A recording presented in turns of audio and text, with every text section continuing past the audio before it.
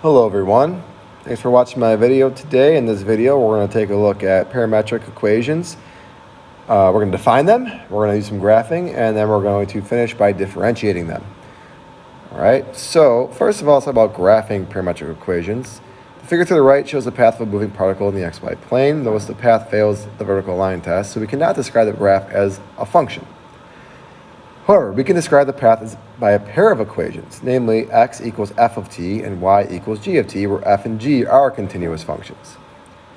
If this graph truly depicted the path of a moving object, say a bug walking along a glass window pane, t would denote time.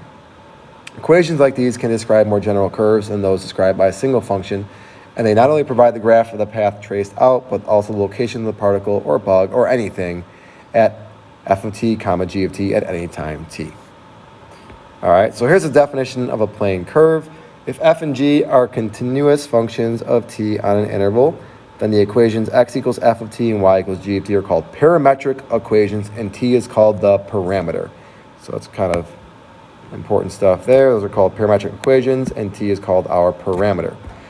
Set of points x, y obtained as t varies over time, the interval, is called the graph of the parametric equations. Taken together, the parametric equations and the graph are called a plane curve, denoted by C. Little note here, when sketching the curve by hand, represented by parametric equations, we increase the values of t. Thus, the curve will be traced over a specific direction. That's called our orientation of the curve, and we put arrows on the graph to show our orientation. So let's take a look at some very basic ones to start here. X is going to be t squared minus 4, and y is t over 2. Okay? Now this is not calculus, by the way. This is more of a pre-calculus topic for now, but we need to make sure we understand this before we do the calculus with it. All right, so we're going to put these values into these two equations and get answers back. Let's start with x. As we put these numbers in, we're going to get back 0, negative 3, negative 3 again. I'm sorry, that's negative 4. Negative 4. That would be negative 3 again. And then 0 again, and 5. For the y's, when we put these numbers in, we're going to get negative 1, negative 1 half, 0, 1 half, 1 and 5 halves. Oh, that's not 5 halves, that's 3 halves. Sorry. All right, so now what we're going to do is we're going to plot these points, those 6 points, one at a time. 0, negative 1, negative 3, negative 1 half, negative 4, 0, negative 3, 1 half, 0, 1, and 5, 3 halves. All right, and when we plot this, we trace it like this. So when we draw this, a really bad sketch, by the way. I'm going to try it again. There we go. We plot this, we put arrows on it to show the direction or orientation. All right, let's try another one. If you'd like to try this one on your own right now, pause the video and give it a shot. Otherwise, we'll go through it right now. So here's our x equation and our y equation. Let's do y first because it's just y equals t. So y equals 1, 2, 3, 4, 5, 6. X equals the sine of pi t over 2. So the sine of 1 pi over 2, sine of pi over 2. Sine of 2 pi over 2, so sine of pi. Sine of 3 pi over 2. Sine of 4 pi over 2. Sine of 5 pi over 2. Sine of 6 pi over 2, which is sine of 3 pi, which is 0. Now plot those 6 points. So 1, 1, 0, 2, negative 1, 3, 0, 4, 1, 5, and 0, 6. Okay, this should be a nice zigzaggy type pattern there, showing the direction here. Well, it actually says for t 0 to 6, so we probably should know what 0 would be as well. If we put 0 in here, we would get 0, 0. All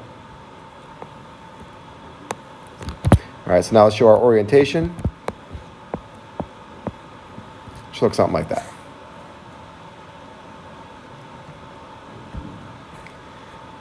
Okay, a lot of times when a parametric equation is given, we only wish to sketch the general shape of the plane curve. If that's the case, we can eliminate the parameter to create a rectangular equation, such as y equals fx. The technique to accomplish this is to solve for the parameter in one of the parametric equations, whichever one is easier, and substitute it into the other. So here we have two equations. Okay, the first choice that we have to make here is which equation would make it easier to solve for t, and this one should be obvious that it's this one here. Actually, right now it's not obvious, but it's because there's a typo that I will fix for your notes. This is supposed to be a t over t plus 1. So now it's obvious that this one's going to be easier. This one would be a little complicated to do. We could definitely do it, but let's not make it too complicated ourselves. So we're going to solve x for t.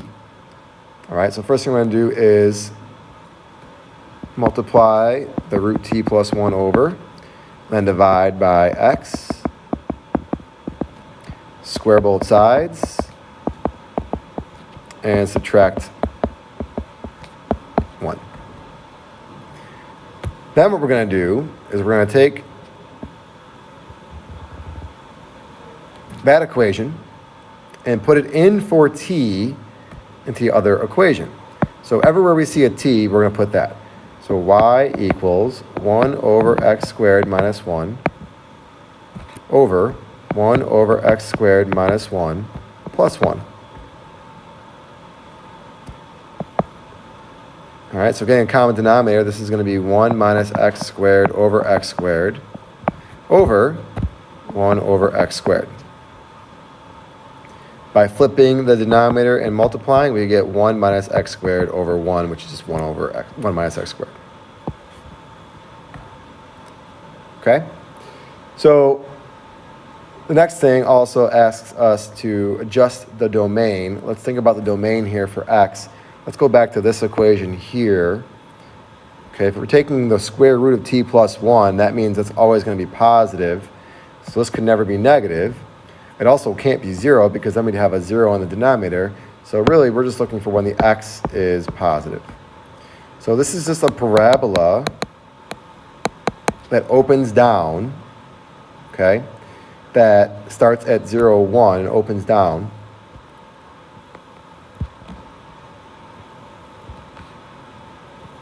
So it should look something like this. Okay? And in which direction would this be going? Well, we could always think about this. T is greater than or negative 1. So if t was negative 1, what would that be? If t was 0, what would our point be? If t was 1, what would our point be? And the orientation would look this way.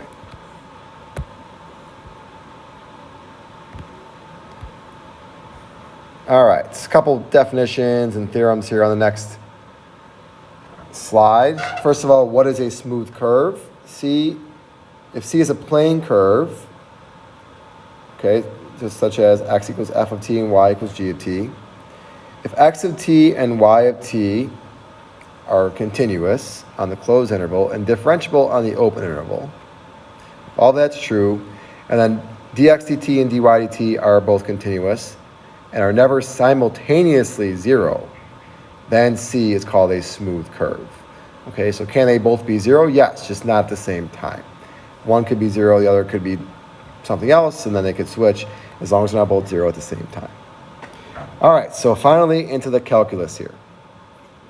Differentiating a parametric equation. So we always talk about finding dy dx, find the derivative, find dy dx, right? But if they're in parametric form, we can't just simply find dy dx. Instead, what we'll do is we'll find dy dt and dx dt and divide them. Because what that would give us is dy dx, as long as dx dt does not equal 0. All right, horizontal and vertical tangent lines, this is still the same as it's been all year.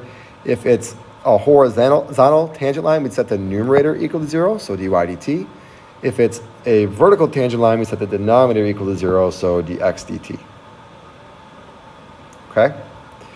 So let's take a look at our first calculus problem here. Consider the plane curve defined by the parametric equations x of t equals 3t squared and y of t equals 2t. Find an equation of the tangent line to the curve when t equals 1. All right, so what do we need? We need a point and a slope. Let's find our point first. X of 1 equals 3. Y of 1 equals 2.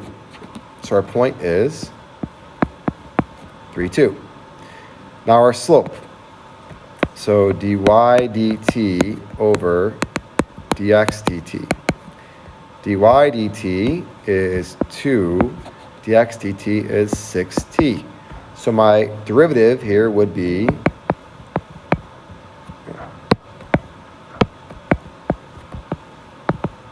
1 over 3t. So then derivative at t equals 1 is 1 over 3. So I got my point, I got my slope. Y minus 2 equals 1/3 x minus 3. Or if you want to solve for y, y equals 1/3 x minus 3 plus 2. Question B, find all the points for the curve where the tangent line is vertical. So set the denominator equal to 0, and that's when t equals 0. So put that back into our x and y. So x of 0 equals 0, y of 0 equals 0. This happens at the point 0, 0.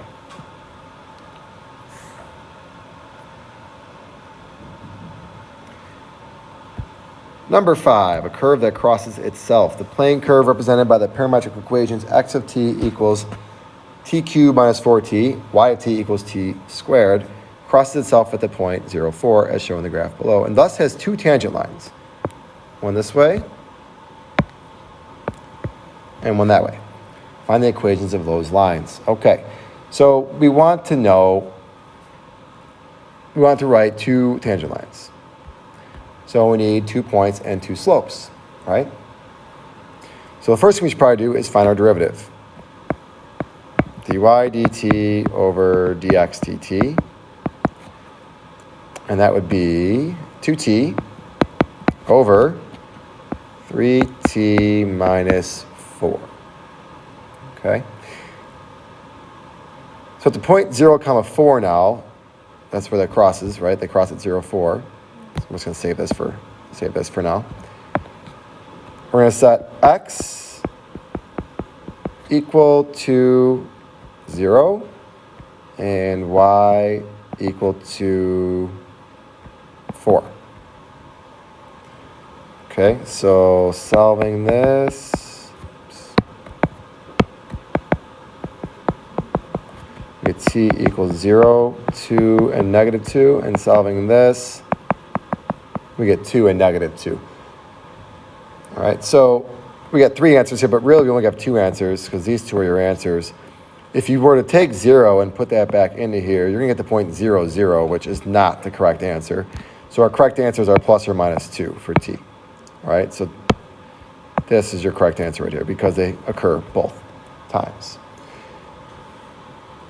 All right, so now we got to find our x and our y at those. So x of 2, y of 2, and dy dx of 2. And then x of negative 2, y of negative 2, and dy dx of negative 2. And then we'll write our tangent lines out. Okay, so our first answer, let's see, x of 2 would be 8 minus 8, so 0. Y of 2 would be 4, which is exactly what we wanted, 0, 4. Great news. If we put 2 into our derivative, we would get 4 over 8. So 1/2. So my first tangent line is y equals 1/2 x plus 4. You could always write in point slope form as well. My second tangent line, just double checking. Let's make sure we get 0, 4, and that would be 0, and that would be 4, so that's good. And that would be negative 4 over negative 6 minus 4, negative 10, so 2/5. Did I do that right? Let's see. 2 times negative 2 is negative 4. 3 times, oops, I just realized I made a small mistake here. This is supposed to be 3t squared. Did I do the first one right still? 3 times 4. All right, somehow I did the first one right. I must have just wrote that down wrong. Sorry about that. So this denominator is not negative 10. So you put negative 2 in, be 3 times 4, which is 12 minus 4, which is 8. So my slope then would be negative 1/2. So my answer would be y equals negative 1/2 x plus 4.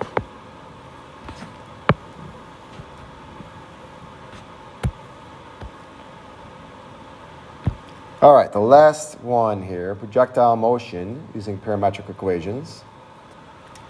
A projectile is fired at an angle theta to the horizontal with an initial speed of v sub 0 meters per second, assuming no air resistance. The position of the projectile after t seconds is given by the parametric equations below, where g is the acceleration due to gravity. Find the slope of the tangent line to the motion of the projectile as a function of t. So in other words, find a slope. Right, so we're going to do dy dt over dx dt.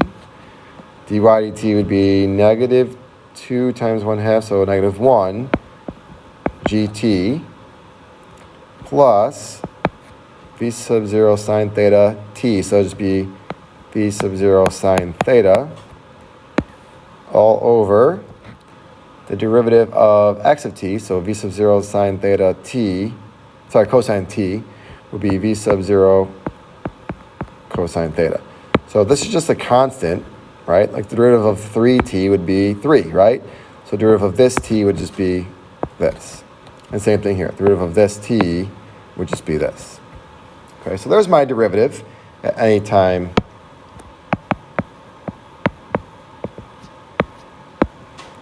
t.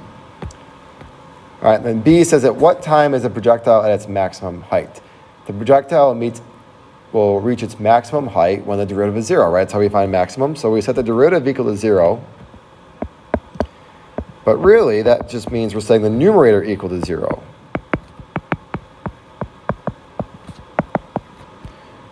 All right, so v sub 0 sine of theta equals gt. And if we divide by g, we get finally our t equals v sub 0 sine theta over g. Okay, that will do it for our first lesson in this new unit of parametrics. I hope you enjoyed it, and I'll see you again soon.